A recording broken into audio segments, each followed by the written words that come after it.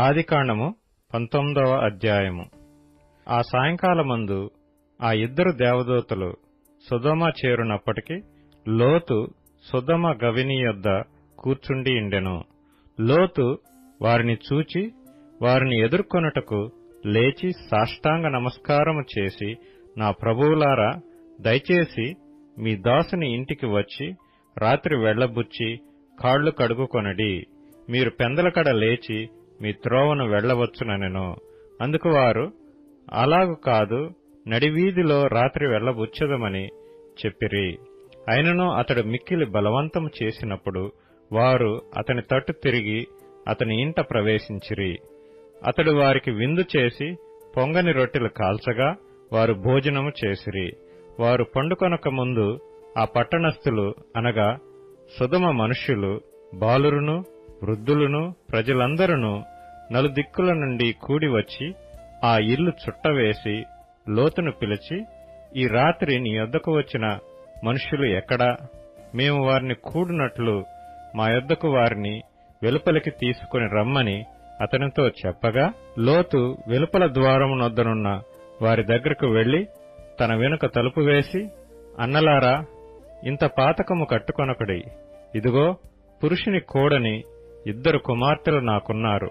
సెలవైతే వారిని మీ యొద్దకు వెలుపలికి తీసుకుని వచ్చెదను. వారిని మీ మనస్సు వచ్చినట్లు చేయుడి.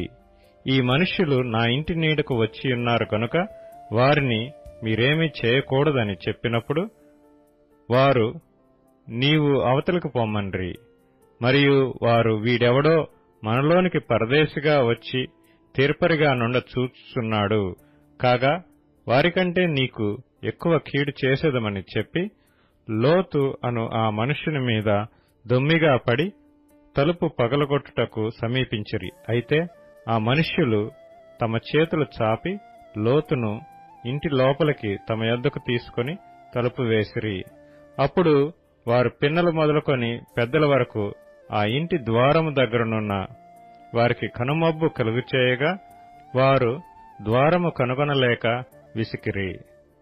అప్పుడు ఆ మనుష్యులు లోతుతో, ఇక్కడ నీకు మరి ఎవరున్నారు? నీ అల్లుని, నీ కుమారులను, నీ కుమార్తెలను, ఈ ఊరిలో నీకు కలిగిన వారినందరినీ వెలుపలికి తీసుకుని రమ్ము. మేము ఈ చోటు నాశనము చేయవచ్చితిమి. వారిని గూర్చిన మొర యెహోవా సన్నిధిలో గొప్పదాయను గనుక దాని నాశనము చేయుటకు యెహోవా మమ్మను పంపినని చెప్పగా, లోతు బయటకు వెళ్లి తన కుమార్తెలను పెండ్లాడనయ్యున్న తన అల్లులతో మాట్లాడి, లెండి, ఈ చోటు విడిచిపెట్టి రండి, యెహోవా ఈ పట్టణమును నాశనము చేయబోచున్నాడని చెప్పెను.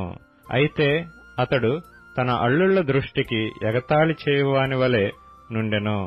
తెల్లవారినప్పుడు ఆ దూతలు లోతును త్వరపెట్టి, లెమ్ము, ఈ ఊరి దోషశిక్షలో నశించిపోకుండా నీ భార్యను, ఇక్కడనున్న నీ ఇద్దరు కుమార్తెలను తీసుకుని రమ్మని చెప్పిరి. అతడు తడువు చేసెను.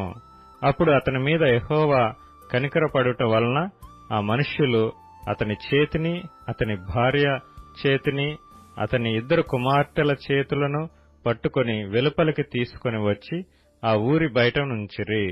ఆ దూతలు వారిని వెలుపలికి తీసుకుని వచ్చిన తరువాత ఆయన, నీ ప్రాణమును దక్కించుకున్నట్లు పారిపొమ్ము, నీవు వెనుక చూడకుము, ఈ మైదానములో ఎక్కడనూ నిలువక నీవు నశించిపోకుండా ఆ పర్వతమునకు పారిపొమ్మని చెప్పగా, లోతు, ప్రభువా, అలాగు కాదు, ఇదిగో నీ కటాక్షము నీ దాసుని మీద వచ్చినది. నా ప్రాణము రక్షించుట వలన నీవు నా ఎడల కనపరిచిన నీ కృపను ఘనపరిచితివి. నేను ఆ పర్వతమునకు తప్పించుకొని పోలేను. ఈ కీడు నాకు సంభవించి చచ్చిపోవదునేమో. ఇదిగో, పారిపోవుటకు ఈ ఊరు సమీపములో ఉన్నది. అది చిన్నది. నన్నక్కడికి తప్పించుకొని పోనిమ్ము. అది చిన్నది కదా, నేను బ్రతుకుదునని చెప్పినప్పుడు ఆయన, ఇదిగో, నీవు చెప్పిన ఈ ఊరు నాశనము చేయను. ఈ విషయంలో నీ మనవి అంగీకరించితిని. నీవు త్వరపడి అక్కడికి తప్పించుకొని పొమ్ము. నీవక్కడ చేరు వరకు నేనేమియూ చేయలేననెను. అందుచేత ఆ ఊరికి సోయరు అను పేరు పెట్టబడెను. లోతు సోయరుకు వచ్చినప్పుడు ఆ దేశమున సూర్యుడు ఉదయించెను. అప్పుడు యెహోవా సొదొమ మీదను గొమొర్రా మీదను యెహోవా యొద్ద నుండి గంధకమును అగ్నిని ఆకాశము నుండి కురిపించి ఆ పట్టణములను ఆ మైదానమంతటిని ఆ పట్టణములలో నివసించిన వారినందరినీ నేల మొలకలను నాశనము చేసెను.